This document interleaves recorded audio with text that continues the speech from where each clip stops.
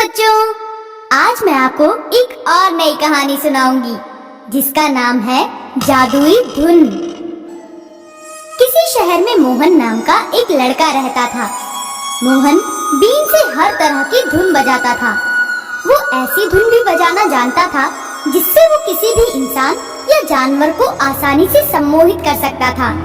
वो अपनी इस कला के लिए हर जगह बहुत प्रसिद्ध था।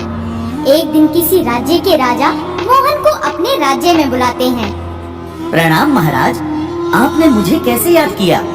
हमें तुम्हारी सहायता की आवश्यकता है। सहायता? कैसी सहायता महाराज? आजकल हमारे राज्य में हर जगह चूहे ही चूहे नजर आते हैं। वो संख्या में इतने बढ़ गए हैं कि उन्होंने सभी की नाक में दम कर रखा है। इसलिए हम चाहते हैं तुम उन्हें इस राज्य से कहीं दूर ले जाओ। जी जरूर, मैं जल्द ही आपका ये काम पूरा कर दूंगा।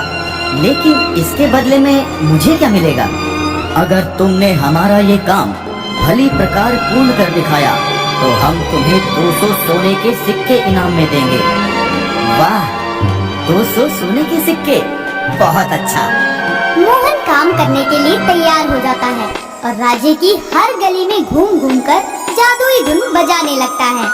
कुछ ही देर में राज्य के सभी चूहे मोहन की जादुई धुन से सम्मोहित होकर उसके पीछे पीछे चलने लगते हैं।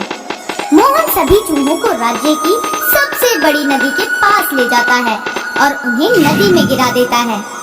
आज पहली बार मुझे इस काम के लिए इतनी ज्यादा कीमत मिल रही है। मेरी तो चांदी ही चांदी हो गई। इसके बाद मोहन खुशी खुशी राजा के पास जाता है और उन्हें ये खुशखबरी देता है। मोहन की बात सुनकर राजा बहुत खुश होता है। अरे वाह, तुमने तो नामुमकिन को मुमकिन कर दिखाया। बहुत समय से हमें इसी दिन का इंतजार था। अब हमें तुम्हारी कोई जरूरत नहीं है। तुम वापस अपने शहर जा सकते हो। मदद करने के लिए तुम्हारा धन्यवाद। लेकिन महाराज, मेरे इनाम के 200 सोने के सिक्के? अगर हम ऐसे ही किसी को भी सोने के सिक्के बांटने लगे तो फिर हम अपना राज्य कैसे चलाएंगे? जाओ यहाँ से। राजा की बात से गुस्सा होकर मोहन वहाँ से चला जाता है। जो राजा अपनी ही जुबान से मुकर जाए वो अपनी प्रजा का क्या ध्यान रखेगा? किसी को उसका मेहनताना ना देने का इससे बुरा कारण मैंने आज तक नहीं सुना। लेकिन मैं भी अपनी मेहनत का इनाम लेकर ही रहूंगा। इनाम पाने की चाह में मोहन उसी राज्य में रुक जाता है। कुछ दिनों बाद उसे पता चलता है कि शहर के सभी विवाहित जोड़े महीने में एक रविवार को अपने परिवार और बच्चों को अकेला छोड़कर मंदिर में पूजा करने जाते हैं। तभी मोहन मौके का फायदा उठाते हुए जादुई धुन बजाता हुआ राज्य की गलियों में घूमने लगता है। उसकी जादुई धुन से सम्मोहित होकर धीरे धीरे राज्य के सभी बच्चे और कुछ बड़े उसके पीछे पीछे चलने लगते हैं। मोहन उन्हें अपने पीछे राज्य से दूर एक गुफा में ले जाता है। आधा राज्य मेरे साथ है। अगर मैं चाहूँ तो इसी वक्त राजा पर हमला करके उसका सारा खजाना खाली कर सकता हूँ। लेकिन मैं उस राजा की तरह मतलबी नहीं हूँ। मैं इनमें से किसी को कोई नुकसान नहीं पहुँचाऊंगा। मुझे सिर्फ अपना हक चाहिए। राजा को सबक सिखाने का सिर्फ ये ही एक तरीका था। राज्य के आधे से ज्यादा लोगों को गायब देख राजा बहुत परेशान हो जाता है और अपने सिपाहियों को भेजकर राज्य के हर कोने में तलाशी करवाता है। पर उनके हाथ निराशा के अलावा और कुछ नहीं लगता। राजा बहुत ज्यादा चिंतित हो जाता है।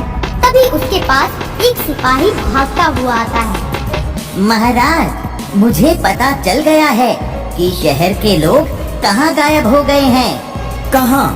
जल्दी बताओ। महाराज, वो जिसे आपने राज्य के चूहे भगाने के लिए बुलाया था, वही आदमी राज्य के सभी लोगों को अपनी धुन से सम्मोहित करके राज्य से बाहर ले गया है। हमारे राज्य के लोगों का अपहरण करने की उसकी हिम्मत कैसे हुई? उसे अपनी इस हरकत का अंजाम तो भुगतना ही पड़ेगा। माफ करना महाराज, लेकिन अगर आप उस आदमी को कुछ भी करेंगे तो वो राज्य के लोगों को जान से भी मार सकता है। बात तो तुम्हारी सही है। ठीक है, जाओ और उससे पूछो कि उसने ऐसा क्यों किया। और वो हमसे क्या चाहता है। राजा के आदेश पर सिपाही जल्द मोहन की गुफा तक पहुंच जाता है। तुमने इन सभी का अपहरण क्यों किया है?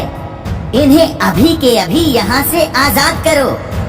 तुम्हारे महाराज ने मुझसे कहा था कि अगर मैंने अपना काम भली प्रकार किया तो वो मुझे इनाम के तौर पर 200 सोने के सिक्के देंगे। लेकिन काम पूर्ण होने के बाद अब वो अपनी बात से मुकर गए और मेरा अपमान करके मुझे महल से बाहर निकाल दिया। जाओ, पहले इज्जत के साथ मेरा इनाम लेकर आओ, तभी मैं तुम्हारे राज्य के इन सभी लोगों को यहाँ से आजाद करूँगा। मोहन की बात सुनकर सिपाही वापस महल आता है और राजा को सारी बात बताता है, जिसके बाद राजा को अपनी गलती का एहसास होता है और वो मोहन का इनाम लेकर गुफा तक जाता है तथा पूरी इज्जत के साथ उसे उसकी मेहनत का इनाम देता है। जिसके बाद मोहन सभी लोगों को आजाद कर देता है और शांति से अपने शहर वापस चला जाता है। तो बच्चों, इस कहानी से हमें ये शिक्षा मिलती है कि हमें हमेशा दूसरों के काम की सराहना करनी चाहिए